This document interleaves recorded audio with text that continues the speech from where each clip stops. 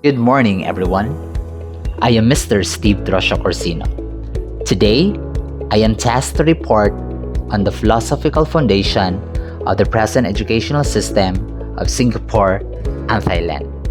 However, we will be focusing more today on the current educational system of Singapore and Thailand. And later, after my discussion and during our sharing, we will evaluate the philosophical foundation where the present educational system of Singapore and Thailand is anchored.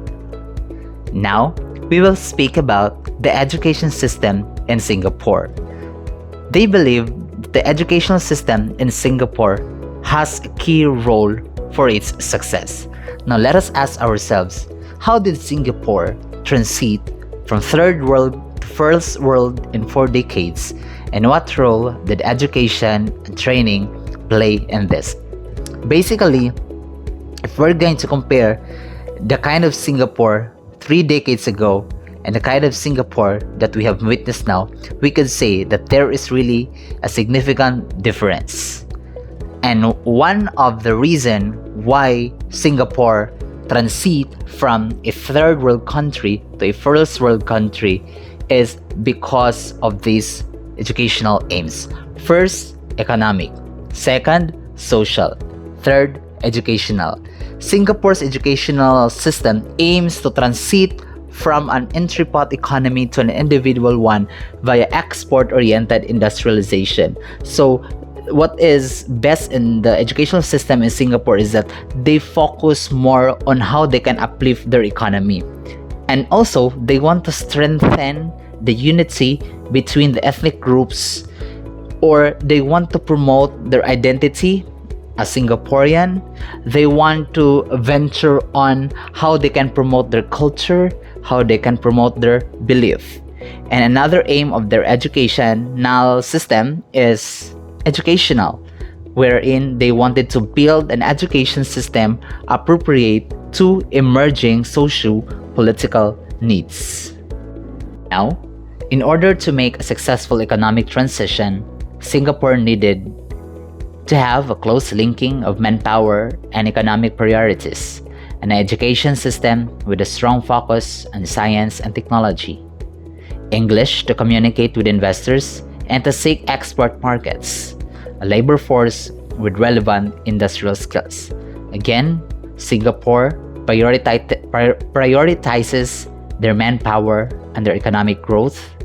They focus on science and technology. They want to develop the English communication skills of students, and they give emphasis more on the relevant industrial skills. Moreover, one of their educational reforms is the IT master plans. This aims to exploit the potential of information and communication technology to give students access to new information sources and make anytime, anywhere learning possible. Also, they give emphasis on their national education. It is designed to better acquaint students with their own history, to strengthen civic commitments, and protect and defend Singapore's core values. And also, Singapore has shifted from a rigid system to a more flexible and responsive system, a system of ladders and bridges. Moreover, Singapore's secondary system provides different tracks and subjects to meet a range of abilities and needs. Some 30% of less academically inclined students take vocational and technical subjects, and schools build close links to institutes of technical education and polytechnics. So their educational systems specialize on sports, visual and performing arts, mathematics and science, science and technology, future schools, or they call that as IT pilots. So these are some of the Institute of Technical Education in Singapore.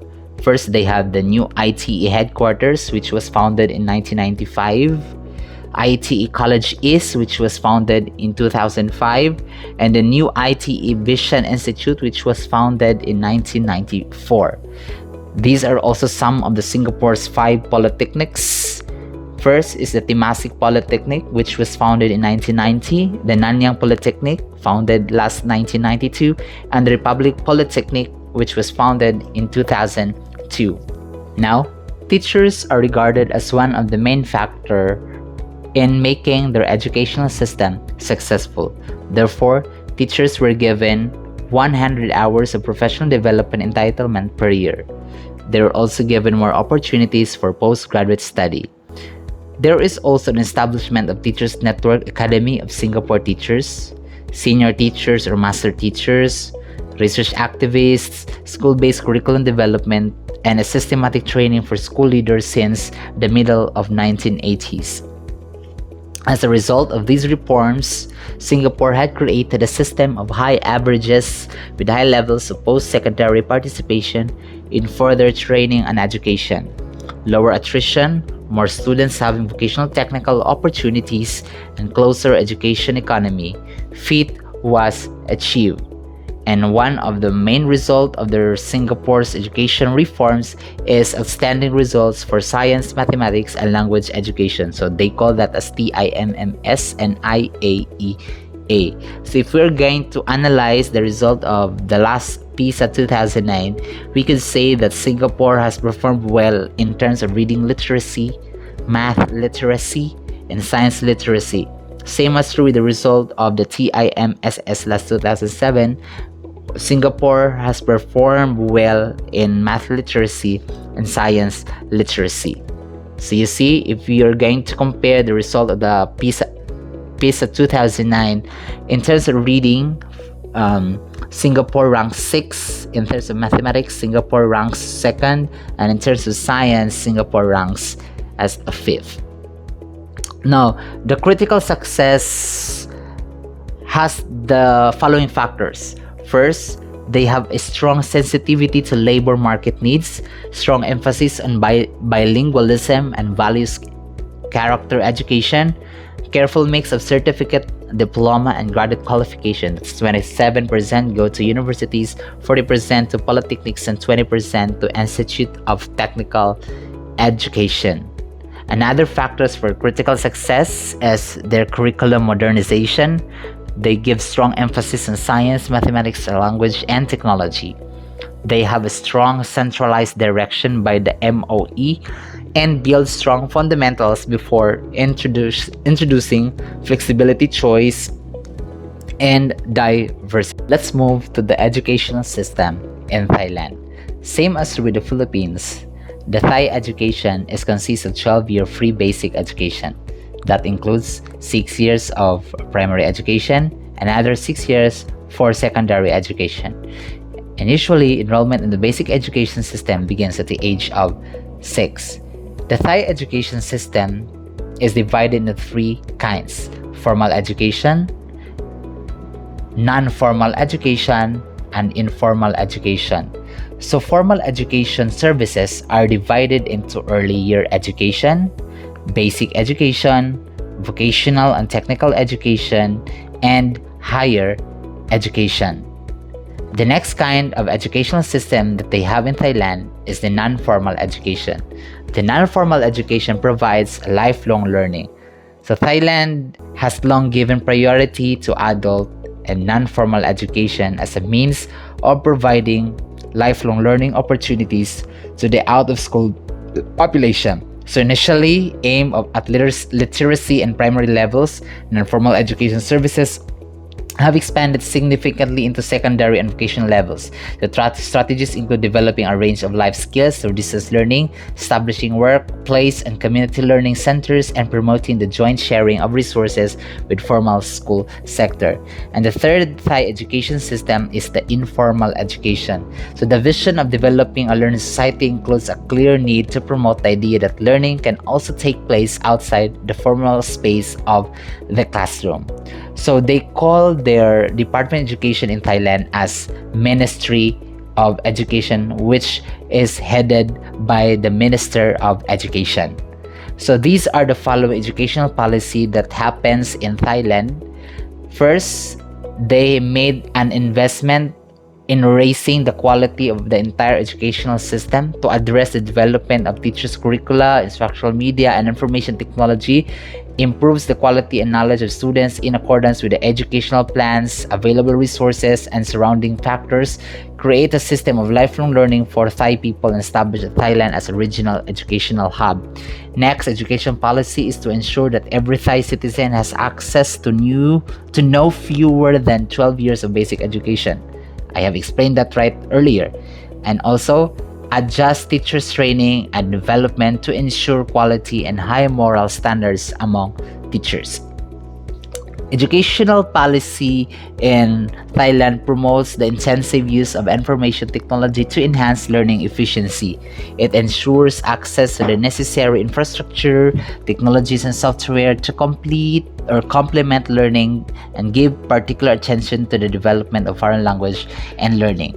Also, it develops the quality and standard of higher education institutions, coordinate all aspects of educational management through the different stages of the planning cycle.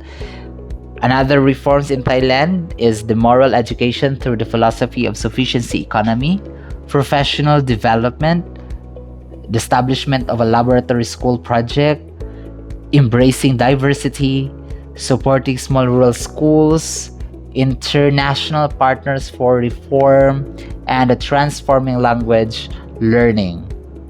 Moreover, there are also some reforms in teaching and learning. Example, the supporting as small rural schools, the 12-year free education scheme. Those are actually some of the recent projects. The educational loan fund, which provides funds for students who come from low-income families and are continuing non-formal education in lower secondary, and for students at the high school level through to undergraduate school, and interactive e-learning project. So those are some of the highlights of the educational system that they have in Thailand. Let's proceed to the philosophical underpinnings of the contemporary education system of Australia and England. So let's talk first about the system of education in Australia. So they have this formal system of education, which includes the primary, secondary, and tertiary education. So education is compulsory from ages 6 to 15 or 16 in Tasmania, and between these ages there is virtually 100% attendance at school. So you see 100% of their children are in school. Most children start primary school at the age of 5, but majority of are 4 years old, attend kindergarten, normally part-time before commencing primary school. A large number of 3-year-olds attend a kindergarten or other preschool center, but programs are usually not subsidized and parents pay full fees. Now, the primary education lasts for either 6 or 7 years, depending on the state concerned. Now, the school day normally contains about 5 hours in primary and 5.5 hours in secondary, and has 200 days in a school year. Their secondary education is available for either 5 or 6 years, depending upon the length of primary education in the state. Students normally commence secondary school at about age of 12. The secondary school completion rate is higher for girls than boys, largely because more boys and girls leave school to enter an apprenticeship. So the tertiary sector comprises colleges of technical and further education and universities. The TAFE colleges provide a wide variety of courses, including pre-employment programs and liberal adult education. So this is the most accessible part of the tertiary sector. Now, they have also this special education. Special education programs are provided for students with physical, intellectual, and emotional disabilities. These schools, which are almost all located in the government sectors, are staffed on an average student-teacher ratio of about 5 to 1. There was a decline on the proportion of students in special schools in 1980s, when there was an emphasis on integrating disabled students into the mainstream schools and classes. So again, they also have this vocational, technical, and business education. The difficult economic conditions of the 1980s focused attention on the provision of vocational, technical, and business education. A major difficulty in this area is that one of the principal avenues of vocational training, apprenticeships, is highly susceptible to general economic conditions. There is no explicit policy as to which students should receive vocational training. General government policy is to re-emphasize the importance of vocational education and to recognize its increasing convergence with general education. Now they have this adult and non-formal education. Adult participation in formal education is increasing. Enrollments in non-formal sector are by their nature more difficult to estimate. Non-formal education is provided through a variety of agencies and institutions. Non-formal education is also provided by a large number of neighborhood learning centers, ethnic groups, and those involved in adult literacy programs. Job training is emerging as an area of considerable importance in non-formal education. So curriculum development and teaching methodology. So there is no common school curriculum across the country, which is unique in their educational system. The general pattern is that central authorities specify broad curricular guidelines and schools have considerable autonomy in deciding curriculum detail and teaching methodology. So this is different from what we have here in the Philippines, because again we are bounded with one common competencies which was given to us by the Department of Education, but unlike them, their educational system has provided only a broad curricular guidelines, and it's up for the state to contextualize the competencies or the curriculum. So all students are exposed to a curriculum that provided some coverage of reading, writing, mathematics, science, social studies, humanities, expensive and performing arts, physical education, and less frequently a foreign language. Should the federal government is keen to encourage more foreign language teaching in schools, especially the languages of Australia's major trading partners in Asia. A major development was the adoption of the state and federal education ministers of a set 10 broad goals for schooling in Australia. The goals include development of students' knowledge and skills in literacy, numeracy, computing, languages other than English, the creative arts, and environmental understanding. So those are some of the highlights of the educational system in Australia. Now, let's proceed to the last area, which is the educational system in England. So children's education in England is normally divided into two separate stages. They begin with primary education at the age of 5, and it usually lasts until they are 11. Then they move to they stay until they reach secondary school at 16, 17, or 18 years of age.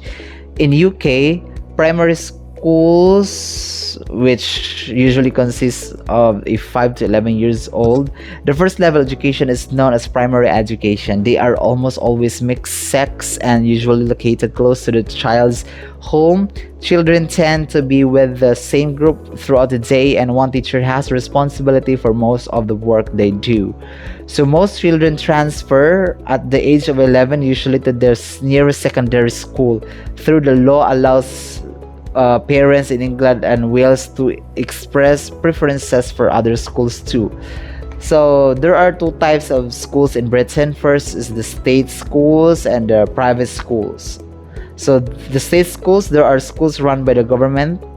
So these schools are known as state schools, and parents do not pay. It means that money comes from the national and local taxes.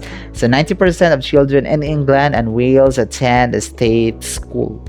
And state schools are divided into the following types: grammar schools, they have technical schools, they have modern schools, and they have comprehensive schools.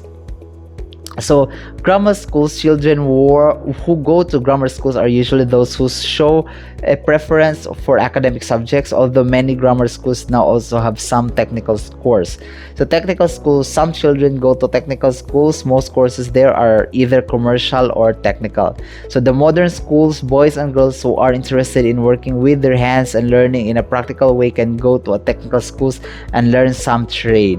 So the comprehensive schools, these schools usually combine all types of secondary education.